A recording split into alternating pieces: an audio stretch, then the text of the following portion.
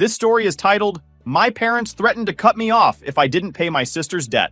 I called their bluff and went no contact. Hey everyone, before we jump into today's video, I need your help.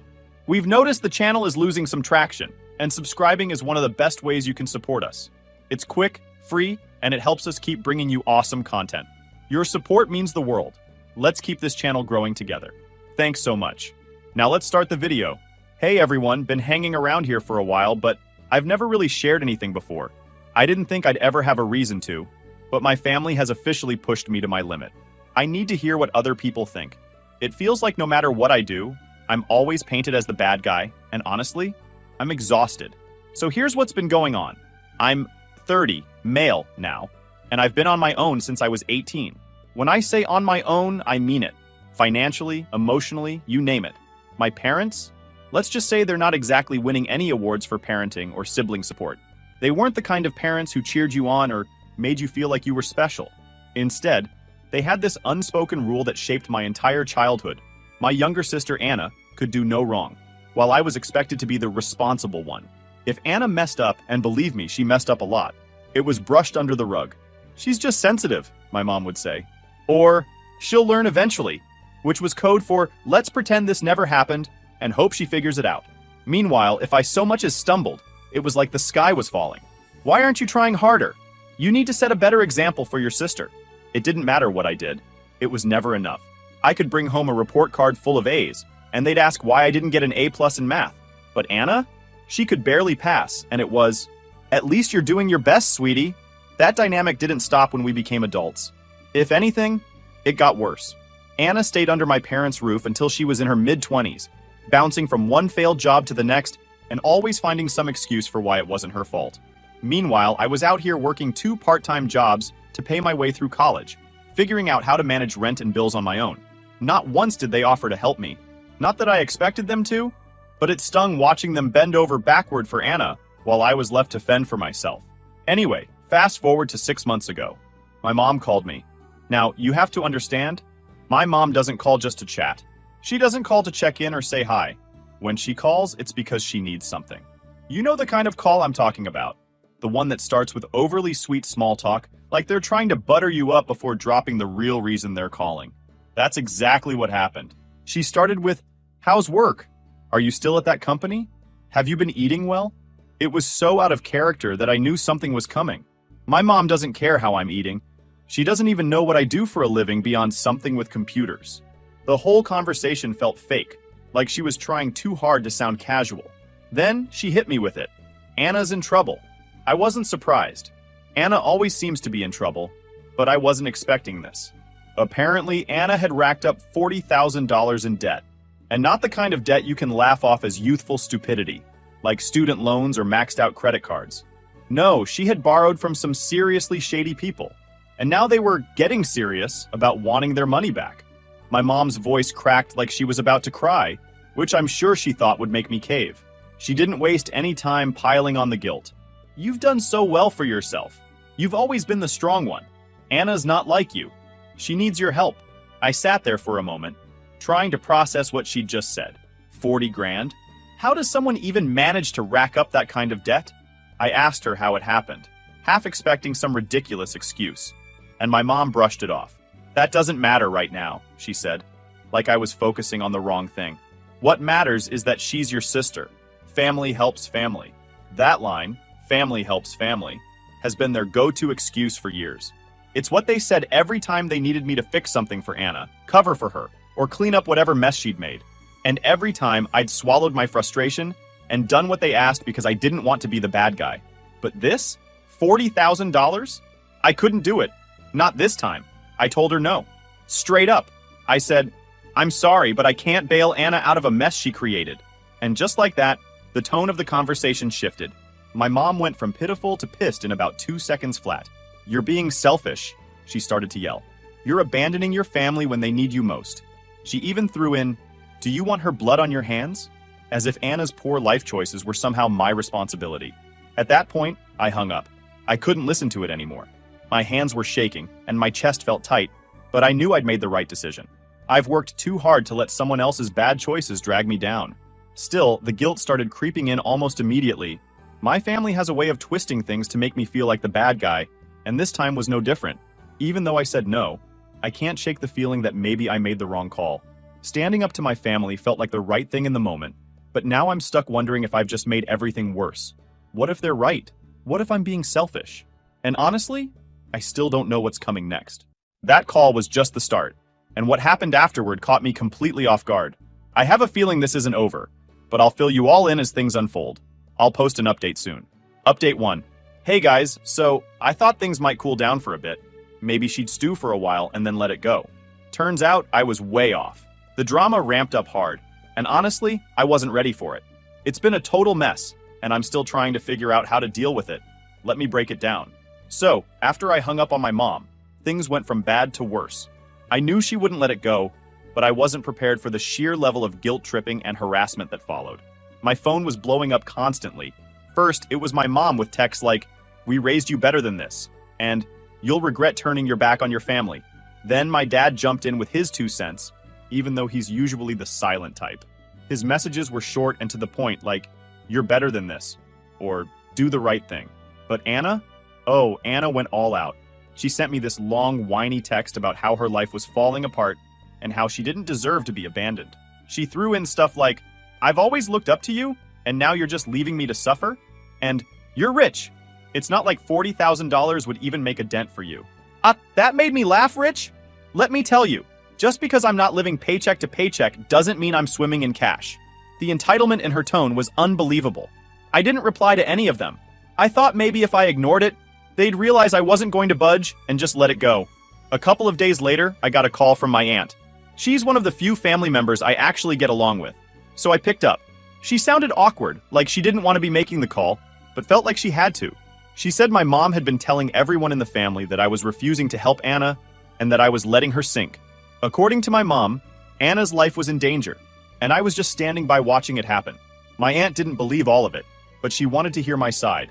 I explained the whole situation, including the part where Anna got herself into this mess and expected me to magically fix it. My aunt was shocked but supportive.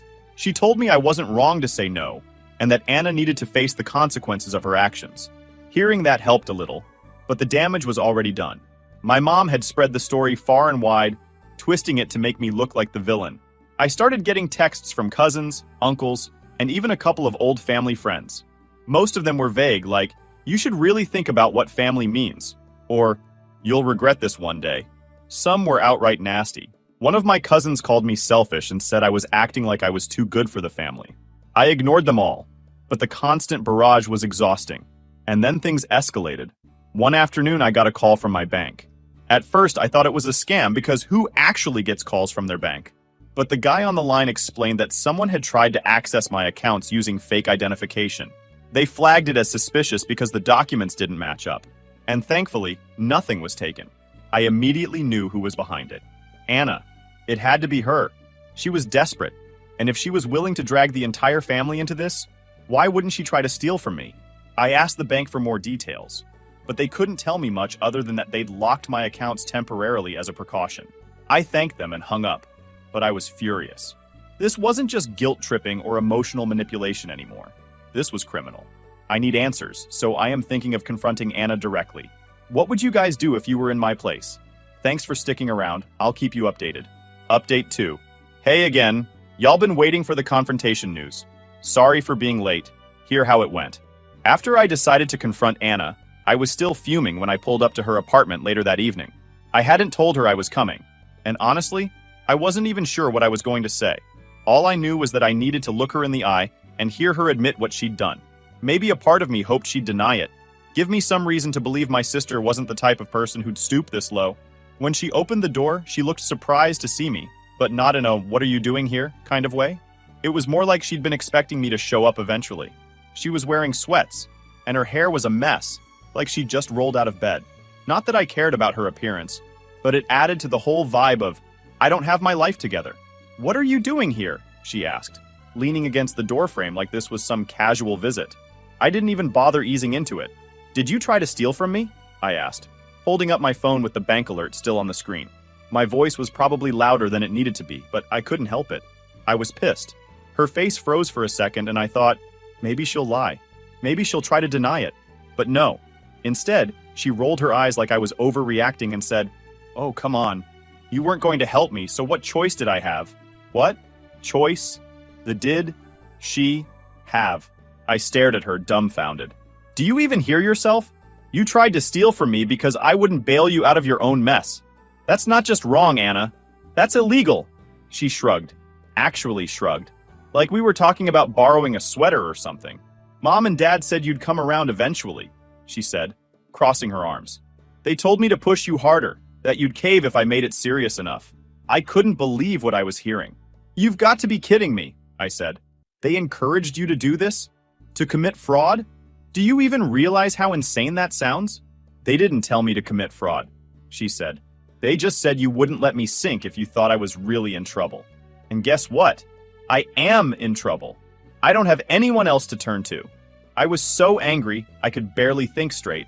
"You don't have anyone else to turn to because you've burned every bridge you've ever had," I shouted. "This isn't just about the money, Anna. It's about the fact that you've never taken responsibility for anything in your life. And now you're dragging me into your mess because you're too selfish to deal with the consequences of your own actions." She didn't even flinch. "You're being dramatic," waving me off. "It's not like I actually got anything from you. The bank stopped it, didn't they? So what's the big deal?" "The big deal," I said, "is that you tried. The big deal is that you thought you had the right to steal from me just because you're too lazy to clean up your own mess. And the even bigger deal is that Mom and Dad think this is okay." That finally seemed to get under her skin. Her face twisted into this mix of anger and embarrassment, but instead of apologizing, she doubled down. "You think you're so much better than me, don't you?" she spat. "Just because you've got your fancy job and your stupid house, you think you can sit there and judge me? Well, guess what, big brother? You wouldn't be where you are without Mom and Dad. They sacrificed everything for us, and this is how you repay them?"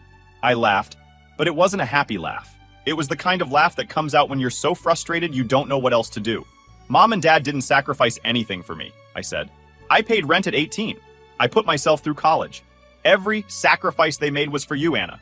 They handed you everything on a silver platter while I was left to figure things out on my own. So don't even try to pull the family loyalty card with me." She didn't have a response to that. Or maybe she did, but she didn't say it out loud. Instead, she just stood there, glaring at me like I was the bad guy in all of this. I couldn't take it anymore. "You know what?" I said, stepping back toward the door. "I'm done. I'm done with you. I'm done with Mom and Dad. And I'm done with this entire toxic family dynamic. You want to ruin your shitty life? Fine. But you're not taking me down with you." I left before she could say anything else. On the drive home, my hands were gripping the steering wheel so hard that my knuckles were white. I was angry, sure. But more than that, I was hurt. Not just by Anna, but by my parents too. How could they think this was okay? How could they justify encouraging her to pull something like this? When I got home, I sat down and made a list of all the things I needed to do to protect myself. I called my bank to double-check that my accounts were secure. I changed all my passwords. I even called a lawyer friend to ask what my options were if Anna tried something like this again.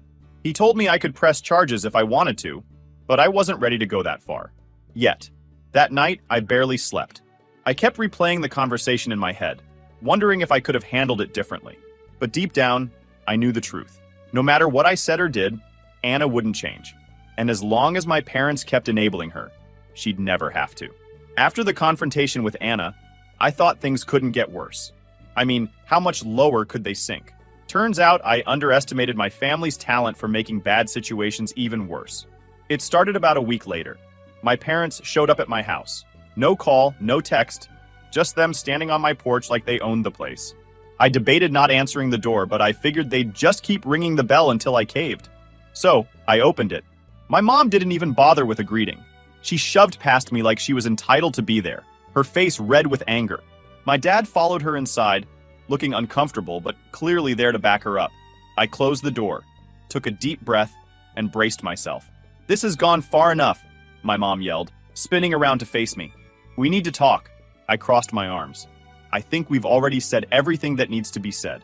"No, we haven't," she said. "You need to stop this nonsense and help your sister. She's family. She's your responsibility." I stared at her, absolutely dumbfounded. My responsibility? She got me pissed off. Anna is a grown adult who got herself into this mess. I'm not her parent, and I'm certainly not her ATM. My mom's face twisted in frustration. "Do you think we like asking you for help? Do you think this is easy for us? This is about family loyalty. You don't just abandon your family when things get tough. I laughed bitterly. You mean the loyalty you showed when you charged me rent at 18? Or when you made me pay for my own college while Anna got everything handed to her? Or how about when you let her screw up over and over again and just expected me to fix it? Yeah, no thanks. My dad finally spoke up, his voice low and serious. Do you think we've had an easy life, raising 2 kids and trying to give you both the best we could? We sacrificed so much for you. Stop, I said, cutting him off. Just stop. Every sacrifice you made was for Anna. Every time something went wrong, you bent over backward to fix it for her while I had to fend for myself. And you know what? That's fine. I don't need your help, and I never have. But don't stand here and lecture me about loyalty when you've been enabling her bad behavior for years. My mom's face turned bright red, and I could tell she was about to lose it. If you don't help her, you're going to regret it for the rest of your life, she hissed. Do you want her to end up on the streets? Do you want her blood on your hands? And there it was. The same guilt trip she'd tried to pull during that phone call. I felt my blood boiling. I just didn't understand their logic. I'm not responsible for what happens to Anna, I said. She made her choices. If she ends up on the streets, that's on her. And on you for never teaching her how to be accountable for her actions. My mom was practically shaking with rage at this point. Fine, she spat. If this is the kind of person you want to be, don't expect us to be there for you when you need us. I laughed, but there was no humor in it. I've never needed you, I said coldly. And after this, I never will. For a moment, the room was dead silent. My dad looked like he wanted to say something, but he didn't. My mom just glared at me, her chest heaving like she was about to explode. Then, without another word, she turned on her heel and stormed out. My dad followed her, but he paused at the door to give me one last look, a mix of disappointment and something else I couldn't quite place. Maybe regret. Then he left too. As soon as the door closed behind them, I felt this overwhelming sense of relief. I didn't care about their approval or their guilt trips or their toxic idea of family loyalty. I was done. But of course they weren't. The next day I got an email from my mom. It was long and rambling, full of the usual guilt-tripping nonsense. She accused me of being ungrateful and cruel. She said I was abandoning my family in their time of need and that I'd broken her heart. She even hinted that she and my dad might cut me out of their will, like that was supposed to scare me into submission. I didn't respond. What was the point? Then Anna started up again. She sent me this dramatic text about how she was losing everything and how it was all my fault. She said she'd had to sell her car, that she was behind on rent, and that she was being harassed by her creditors. Honestly, I didn't feel bad. She dug her own hole. Now she had to deal with it. A few days later, I got a letter in the mail, not from my family, but from a lawyer. My parents were threatening to sue me. The letter claimed I had a moral obligation to support Anna, and that I'd irreparably harmed the family by refusing to help. It was laughable, really. I forwarded the letter to my own lawyer, who assured me it was complete garbage. They didn't have a leg to stand on, and nothing would come of it. But the fact that they even tried, that was it for me. I was done. Done with Anna, done with my parents, done with the whole toxic family dynamic. I blocked their numbers, deleted them from social media, and told the few relatives I still spoke to that I wasn't interested in hearing anything about my parents or Anna. Most of them understood, though a couple tried to convince me to find a way to make peace. I shut that down real quick. Peace wasn't possible with people who saw me as nothing more than a safety net for Anna's bad decisions. Here where I am right now, I feel miserable. Do you think it's normal for a family to go this far? Final update. Hello again. I decided to write a final update once I figure things out, so here goes. After sending that lawyer's letter straight to the trash and forwarding it to my lawyer just in case, I finally made a decision that had been creeping up on me for years. I was going no contact. Completely. Permanently. I'd been hanging on to some small, fragile hope that my family might change, but the lawyer stunt was proof enough. They weren't going to stop. If anything, they were doubling down on their toxic behavior, and I wasn't going to let them drag me any further into their chaos. So I went full-on block mode. My mom, my dad, Anna, everyone got the chop. Blocked their numbers, their emails, everything. Honestly, hitting that block button felt weirdly good. Then I went through my socials and wiped them off there too. No way was I leaving any doors open for them to sneak back in. I shot a quick text to the few family members I actually like, mostly cousins, letting them know I was done with the family drama and asking them not to play messenger for anyone. Most of them were cool about it. But of course, a couple hit me with the whole, "but they're your family," guilt trip. My response? Short and sweet. Being family doesn't mean you get to treat me like crap. The hardest part was explaining the situation to a few mutual friends who knew my parents. Some of them couldn't believe what I was telling them.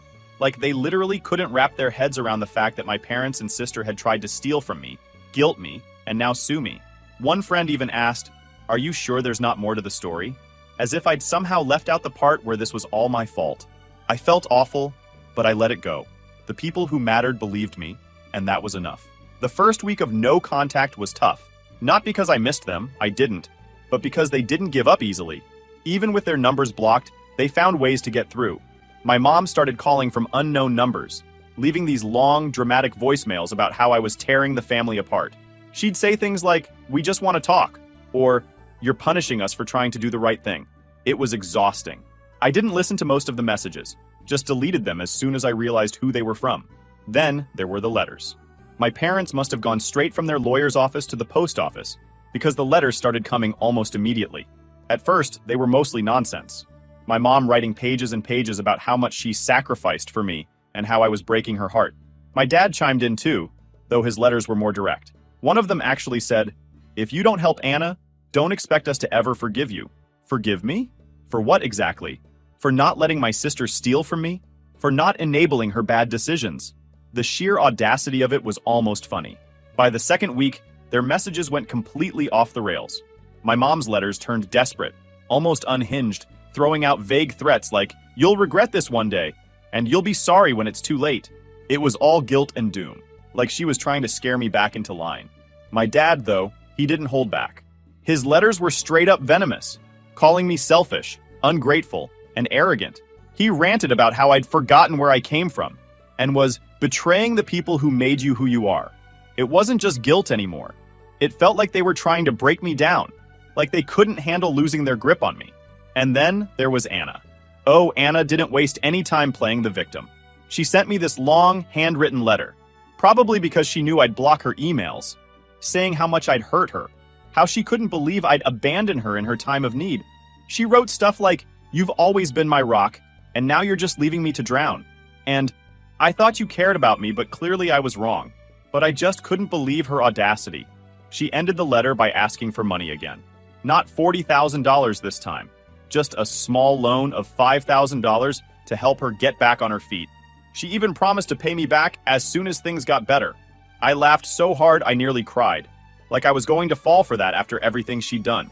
But my mom went on full crazy mode by showing up at my office. Yeah, she actually rolled up to my workplace unannounced. She stormed into the lobby, demanding to see me, and when the receptionist wouldn't budge, she lost it. She started yelling loud enough for the whole building to hear, calling me a horrible son, and screaming about how I was destroying the family. Security had to step in and physically escort her out. I stood there watching the whole thing from the mezzanine, completely frozen. My coworkers didn't say a word, but their faces, pure shock.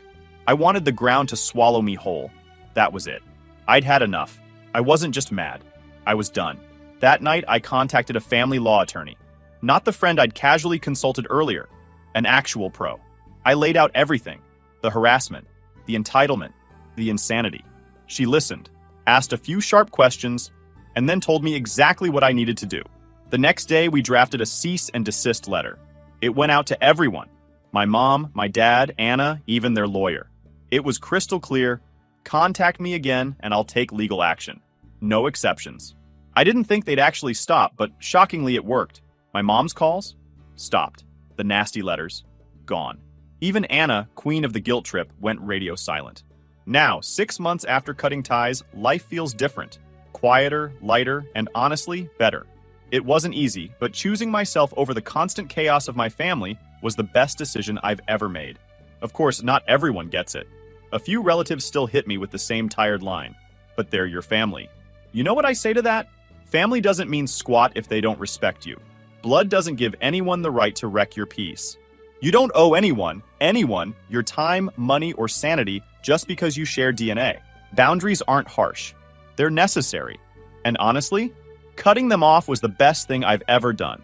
With the drama behind me, I threw myself into work and finally got a promotion I'd been chasing for years. The little I've heard about Anna tells me she's still struggling.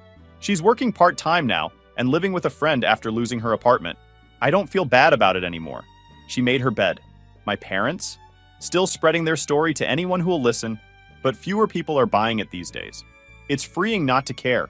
I've also started reconnecting with people I'd lost touch with, friends, a few cousins, and even opened up to someone I'm dating now. They've been incredibly supportive, and for the first time, I feel like I'm surrounded by people who genuinely respect me. To anyone dealing with a toxic family, I know how hard it is, but it gets better. Cutting them off felt like ripping off a band-aid, but the peace that followed was worth every painful moment. You owe it to yourself to choose peace, to choose you. Thanks for reading.